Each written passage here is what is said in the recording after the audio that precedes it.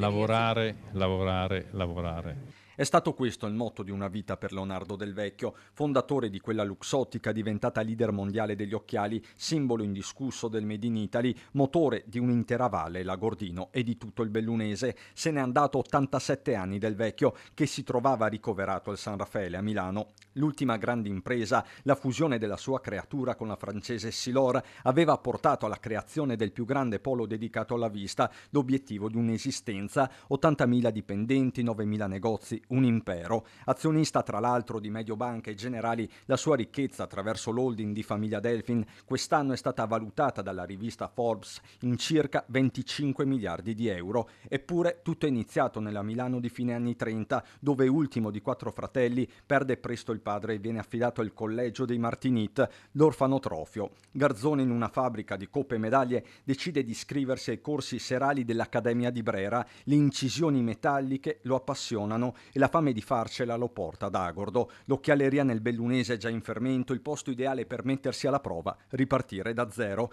L'epopea di un'impresa diventa quella di un territorio. Luxottica consente alla gente di montagna di rimanere, di farlo con dignità. Tra queste mura nasce il welfare aziendale moderno, il concetto stesso di responsabilità sociale d'impresa. L'attenzione ai giovani è sempre stata dichiarata e praticata nelle sue rare interviste, forse la principale preoccupazione. Questa è la cosa più grave per l'Italia, cioè praticamente quando un giovane non lavora, e secondo me non ha neanche la morale per studiare, cioè non ha più voglia di fare niente, non vede futuro, quindi questa è la situazione peggiore in cui un giovane si possa trovare. Fuori dai cancelli degli stabilimenti veneti di Luxottica, Cencenighe, Sedico, Pederobba prevale la costernazione. Ad Agordo nessuna parola, è di circostanza. Una leggenda, per abbreviare la cosa. Ha cambiato l'identità di Agordo in bene, creando tantissimi posti di lavoro e anche un benessere diffuso. Ci mancherà, ma non solo nella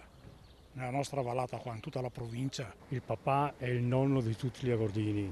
Abbiamo avuto una grande perdita ed era uno di famiglia. Un'aria abbastanza pesante. Siamo tutti molto rattristati, ovviamente. Non ce l'aspettavamo. È stata fulmine a ciel sereno. Qui rappresentava tutto, ma soprattutto a livello di sentimenti, cioè proprio l'affetto verso di lui.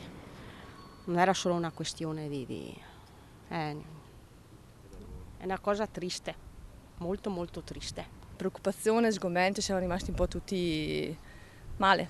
Non ce l'aspettavamo, non era una cosa che nessuno ci aveva detto, insomma, che poteva succedere. Rappresentava tutto, rappresentava Luxottica in tutto e ogni dipendente. Io lavoro da 25 anni qui e... Ciao Leonardo.